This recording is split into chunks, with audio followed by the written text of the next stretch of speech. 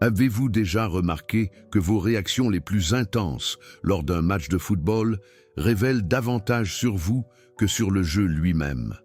Il se passe quelque chose de fascinant.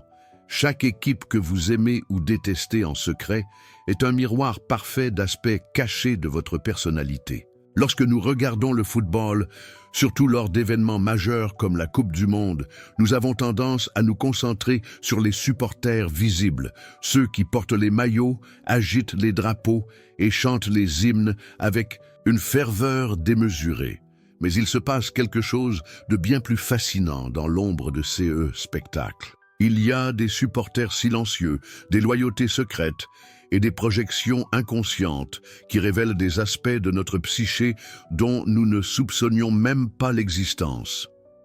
Carl Jung, le pionnier de la psychanalyse, pensait que nos préférences les plus authentiques ne se trouvent pas dans ceux que nous proclamons publiquement, mais dans ceux que nous gardons secrets, dans ces choix que nous faisons quand personne ne nous observe. Et curieusement, le football devient un écran de projection parfait pour ces mécanismes inconscients. Dans cette vidéo, vous découvrirez exactement comment identifier quels aspects de votre ombre psychologique vous projetez sur les équipes de football et, plus important encore, comment utiliser ces projections comme un outil puissant d'autoconnaissance que Jung utilisait pour comprendre la psyché humaine. Carl Jung a découvert que nos réactions émotionnelles les plus intenses envers les autres révèlent exactement les aspects de nous-mêmes que nous avons relégués à l'inconscient. La Coupe du Monde de 2026, avec 48 équipes représentant des philosophies de vie complètement différentes, devient le laboratoire psychologique parfait pour reconnaître et récupérer ces parties cachées de votre personnalité.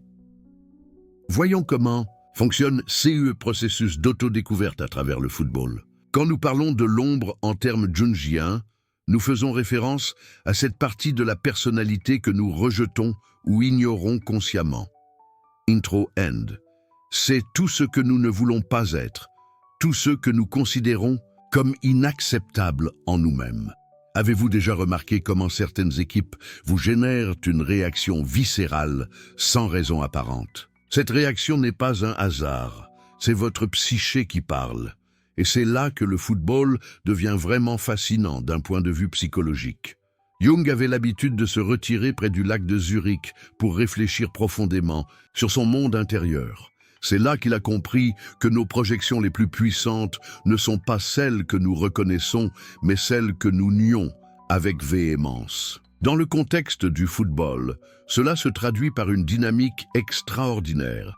Les équipes que nous haïssons ou envers lesquelles nous ressentons une aversion inexplicable représentent souvent des aspects de nous-mêmes que nous avons relégués à l'ombre. Vous êtes-vous déjà demandé pourquoi certaines équipes vous génèrent une réaction viscérale, que CE soit d'attraction ou de rejet, sans raison logique apparente? Cette réaction n'est pas un hasard.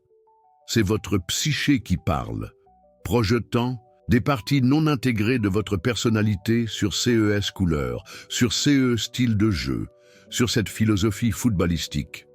Maintenant, pensons au comportement typique du supporter caché. C'est cette personne qui publiquement soutient son équipe locale ou nationale, mais qui dans l'intimité de son foyer ressent une étrange fascination pour une équipe complètement différente.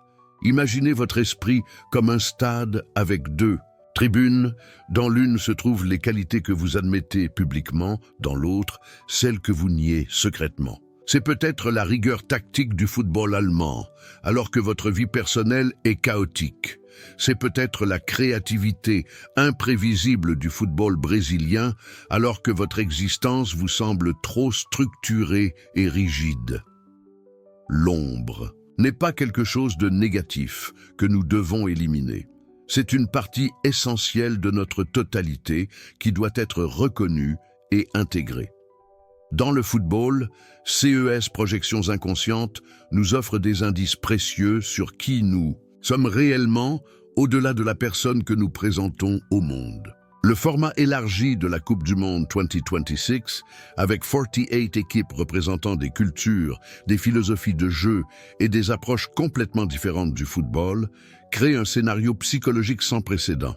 C'est comme avoir 48 miroirs différents dans lesquels nous pouvons projeter différentes facettes de notre personnalité. Certains nous attireront consciemment, d'autres nous généreront du rejet, mais tous nous montreront quelque chose sur nous-mêmes. Avez-vous déjà critiqué l'arrogance de certaines équipes comme le Real Madrid, tout en admirant secrètement leur efficacité? Cette tension révèle le conflit entre votre ombre ordonnée et votre persona spontané. Le supporter qui méprise. Le football défensif, mais qui se trouve hypnotisé par la solidité tactique de certaines équipes, confronte son besoin inconscient de structure et de sécurité. C'est comme mépriser les murs d'une forteresse tout en aspirant secrètement à la protection qu'ils offrent. Jung a compris que l'individuation, le processus de devenir qui nous sommes vraiment, exige d'intégrer CES projection. Il ne s'agit pas de nier nos préférences conscientes, mais de reconnaître que nos aversions et attractions inexplicables font aussi partie de notre vérité psychologique. Dans le contexte du football mondial, cela signifie que nos loyautés cachées ne sont pas des trahisons à nos identités conscientes, mais des invitations à une compréhension plus complète de nous-mêmes. L'équipe que vous admirez secrètement, surtout quand sa philosophie contredit votre image consciente, vous montre un aspect de votre ombre qui cherche expression et intégration. La beauté de la Coupe du Monde 2026 réside dans le fait qu'avec sa diversité culturelle et tactique élargie, elle offre de multiples opportunités pour CES, projections inconscientes. Chaque match devient une séance de thérapie involontaire où nos réactions émotionnelles nous révèlent des couches cachées de notre personnalité. C'est la psyché qui cherche l'équilibre, comme une rivière qui cherche son cours naturel. Avez-vous remarqué comment certaines personnes développent des loyautés complètement irrationnelles envers des équipes qu'elles n'avaient jamais suivies auparavant? Ce n'est pas un hasard, c'est la psyché qui cherche l'équilibre, comme une rivière qui cherche son cours naturel. Cette attraction révèle votre ombre qui réclame attention, projetant des aspects non intégrés sur des symboles externes qui nous permettent de vivre par procuration CES, partie de nous-mêmes. Le supporter qui critique l'individualité de certains joueurs tout en appréciant secrètement leurs gestes audacieux révèle sa propre relation ambivalente avec l'expression personnelle. La personne qui méprise le football facile, mais qui s'émeut quand son équipe favorite joue de manière fluide et créative, interroge sa propre relation à l'efficacité et à la beauté. Ces projections inconscientes deviennent particulièrement intenses lors d'événements mondiaux, car le football transcende les identités locales et nous permet d'explorer des facettes de nous-mêmes que nous gardons normalement cachées. C'est un laboratoire psychologique où nous pouvons expérimenter avec différents aspects de notre personnalité sans les conséquences sociales de le faire dans d'autres domaines de notre vie. Jung croyait que l'ombre contient non seulement nos aspects négatifs réprimés, mais aussi notre potentiel non réalisé, nos capacités endormies, nos possibilités non explorées. Quelles parties de vous-même dorment derrière vos critiques footballistiques les plus véhémentes? Précisément dans le football, cela se manifeste dans CES, étranges affinités que nous développons vers des styles de jeu qui semblent contredire notre personnalité consciente. C'est comme si votre âme arborait le maillot invisible de l'équipe qui incarne tout CE que vous n'osez être. La Coupe du Monde 2026, avec sa portée mondiale élargie, devient ainsi une opportunité unique pour la reconnaissance de l'ombre. Chaque équipe représente une philosophie de vie différente. La précision allemande, la créativité brésilienne, la résistance africaine, l'élégance à la française, la passion sud-américaine, la discipline japonaise. Et notre réponse émotionnelle à chacune de ces approches nous révèle des aspects cachés de notre propre nature. Mais reconnaître CES projection n'est que la moitié du processus. La véritable transformation se produit quand nous commençons à intégrer consciemment CES partie de nous-mêmes, quand nous cessons de projeter et commençons à incorporer. Cela nous amène à la question cruciale. Comment identifier vos propres projections à l'œuvre? Comment reconnaître quand votre prétendue aversion envers une équipe révèle en réalité votre ombre qui réclame attention? Et plus important encore, comment transformer cette prise de conscience en véritable croissance personnelle? Maintenant que nous avons exploré comment nos projections révèlent notre ombre, il est temps de convertir cette connaissance en outil pratique de transformation. Car reconnaître la projection n'est que la première étape. Le vrai travail commence quand nous apprenons à voir CES reflets comme des opportunités de croissance personnelle. Avez-vous déjà remarqué que les critiques les plus dures que vous faites sur les autres révèlent exactement CE que vous craignez le plus de vous-même? C'est comme si chaque critique était un miroir qui reflète directement vers votre intérieur. Lorsque vous dénoncez avec véhémence les défauts d'autrui, votre inconscient proclame « Voici mon ombre non résolue ». Astérisque Jung décrivait ce processus comme « rendre conscient l'inconscient » et utilisait une métaphore puissante, le stade sportif comme théâtre psychologique. Imaginez la Coupe du Monde 2026 EU Stade de France. Des milliers de personnes dans les tribunes, chacune projetant propre frustration, espoir et peur sur les joueurs sur le terrain. Le supporter qui crie « lâche » à l'attaquant qui rate un penalty confronte très certainement sa propre lâcheté inavouée. C'est le premier signe de projection que vous devez reconnaître. L'intensité émotionnelle disproportionnée. Quand votre réaction face à quelqu'un est excessive, quand vous ressentez un mélange toxique de fascination et de répulsion, vous avez là un miroir parfait de votre ombre. Avez-vous déjà ressenti ce mélange étrange d'attraction et de rejet envers quelqu'un que vous n'arrivez pas à expliquer? Ce n'est pas un hasard que certains supporters s'obsèdent tant avec certains joueurs qu'ils critiquent inlassablement.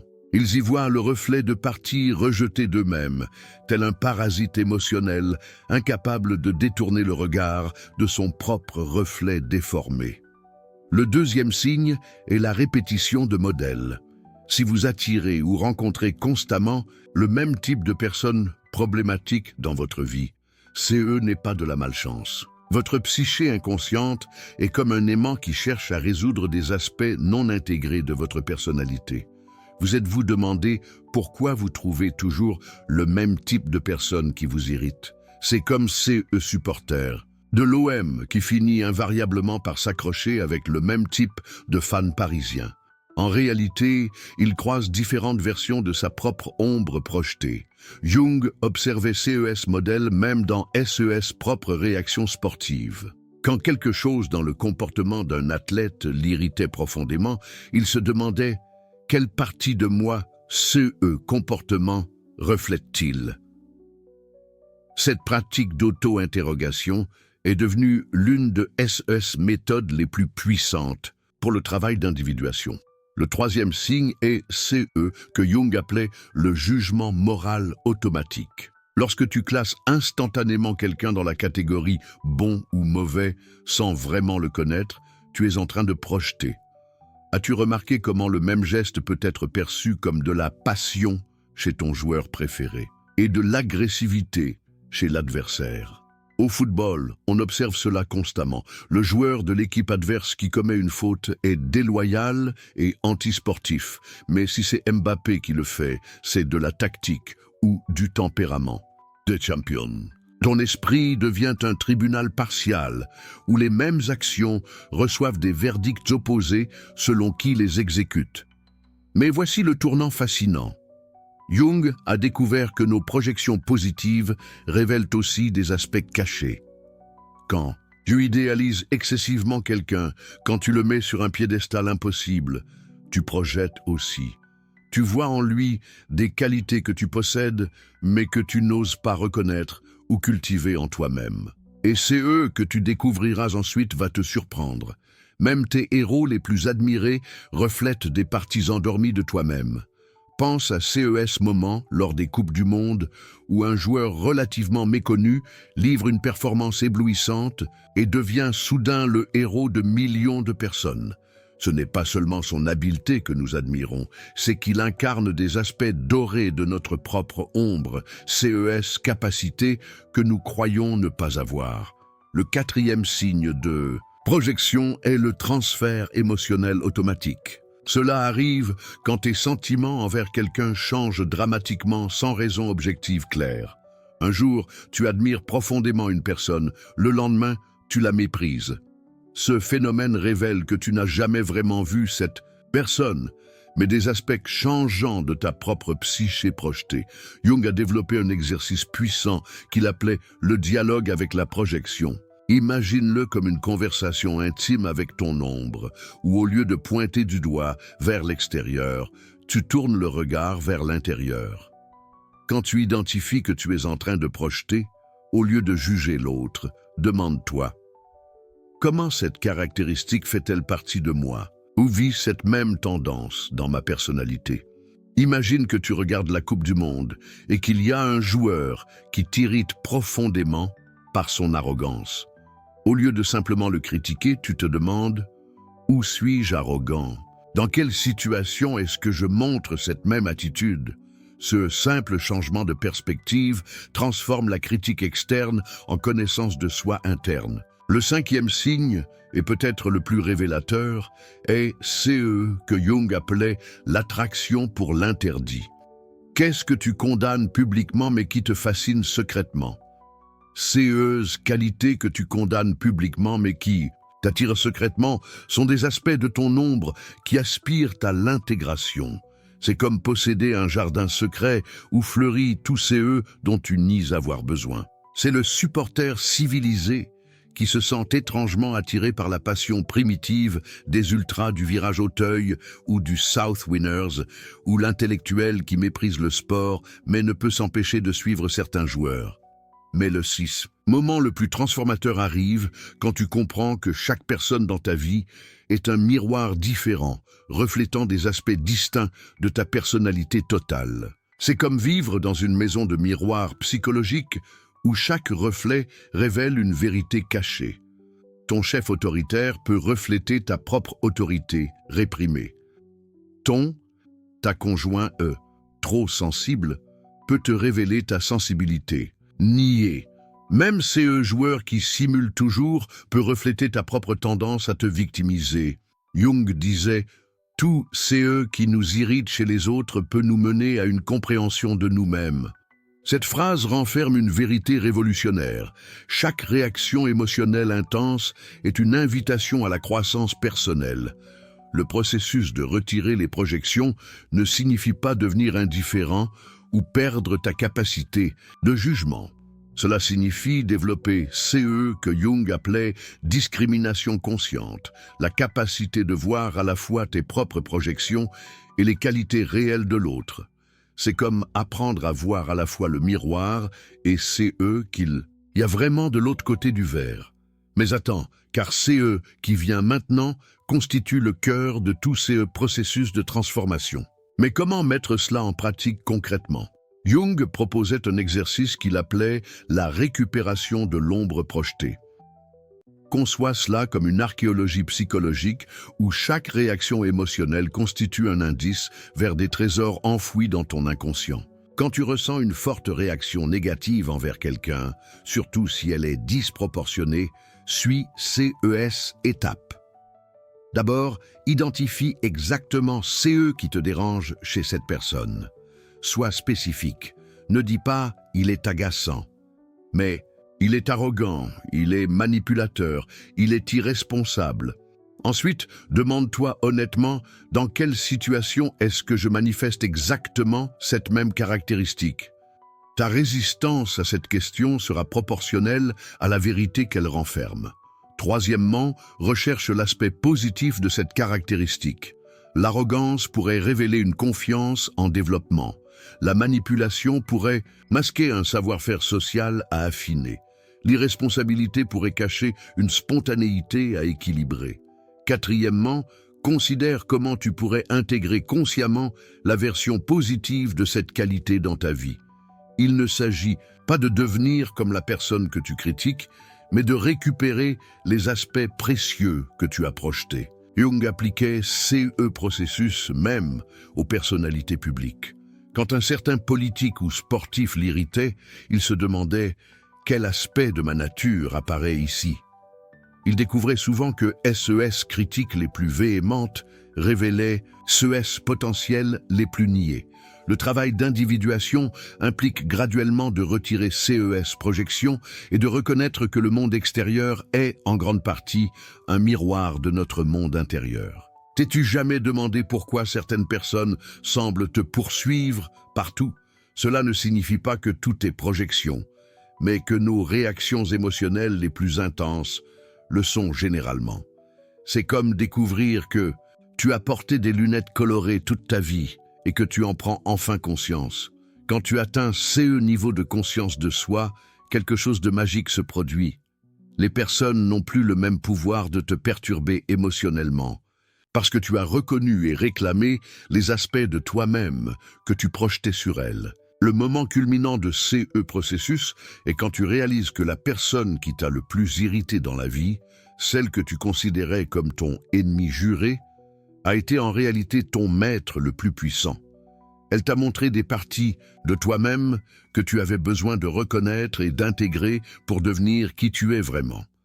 Jung appelait cela la réconciliation des opposés. Quand tu arrêtes de lutter contre les caractéristiques que tu projettes et que tu les reconnais comme des aspects non développés de ta propre totalité, tu expérimentes CE qu'il décrivait comme la fonction transcendante, la capacité de maintenir la tension des opposés jusqu'à CE qu'émerge une nouvelle compréhension. En termes pratiques, cela signifie que tu n'as plus besoin d'adversaires extérieurs pour te sentir complet. Ton estime de soi ne dépend plus du fait de pointer du doigt les défauts d'autrui. Tu n'as plus besoin de critiquer les autres pour te sentir supérieur. Tu n'as plus besoin de les idéaliser pour te sentir inspiré. Tu as récupéré ton propre pouvoir psychologique comme un souverain qui retourne finalement réclamer son royaume. C'est la véritable libération qu'offre le travail avec les projections, la récupération de ton énergie psychologique dispersée et sa réintégration dans ta personnalité consciente. C'est comme si tu avais donné des morceaux de toi-même pendant des années et que tu les récupérais enfin. Quand tu regarderas la prochaine Coupe du Monde de 2026, quand tu observeras les réactions passionnées de la foule, souviens-toi que tu assistes à un théâtre psychologique massif où des millions de personnes projettent simultanément leurs ombres non résolues. Pourras-tu voir au-delà du spectacle et reconnaître le drame intérieur qui se déroule chez chaque spectateur? Et au lieu de les juger, reconnais que toi aussi tu participes à ce même processus constamment. La différence réside dans le développement de la conscience nécessaire pour le reconnaître. Parce que le moment où tu vois ta projection est le moment où tu récupères ton pouvoir authentique. Tu n'es plus victime de tes réactions automatiques. Tu deviens l'auteur conscient de ton expérience intérieure. Jung l'exprimait ainsi: celui qui regarde vers l'extérieur rêve, celui qui regarde vers l'intérieur s'éveille. Chaque projection que tu reconnais et que tu récupères est un pas de plus vers cet éveil, vers la personne intègre et authentique que tu es vraiment. Nous avons parcouru un chemin profond ensemble, depuis reconnaître comment le football révèle notre ombre inconsciente, jusqu'à développer les outils pratiques pour transformer chaque réaction émotionnelle en connaissance de soi. Tu as découvert que tes ennemis les plus irritants ont été en réalité tes maîtres les plus puissants, reflétant des aspects de toi-même que tu avais besoin d'intégrer. Te rends-tu compte de ce que tu viens d'accomplir? Tu as acquis la capacité de voir au-delà des apparences, de reconnaître quand tu projettes et de récupérer ton énergie psychologique dispersée. C'est la véritable liberté que Jung promettait, ne plus être victime de tes réactions automatiques quand tu observeras la Coupe du Monde de 2026, quand tu sentiras CES, réaction viscérale envers certaines équipes ou joueurs, tu auras maintenant un choix conscient. Tu peux continuer à projeter inconsciemment ou tu peux convertir chaque moment en une opportunité de croissance personnelle. L'individuation n'est pas devenir quelqu'un de différent, c'est reconnaître et récupérer tous les aspects de qui tu es déjà, intégrant tant ta lumière que ton ombre dans une personnalité consciente et authentique. Si ces processus de connaissance de soi résonnent en toi, si tu sens que tu es prêt à approfondir ces travail intérieur, je t'invite à explorer davantage la psychologie jungienne et SES applications pratiques. Dans les commentaires, partage. Quelle a été la projection la plus révélatrice que tu as découverte sur toi-même? Ces réflexions non seulement renforcent ton propre processus d'intégration, mais créent un espace de croissance collective. Souviens-toi de cette vérité fondamentale. Le monde extérieur est le reflet de ton monde intérieur. Et maintenant que tu le comprends, chaque rencontre devient une invitation à la connaissance de soi. Chaque personne, un miroir qui te révèle la totalité de qui tu es vraiment.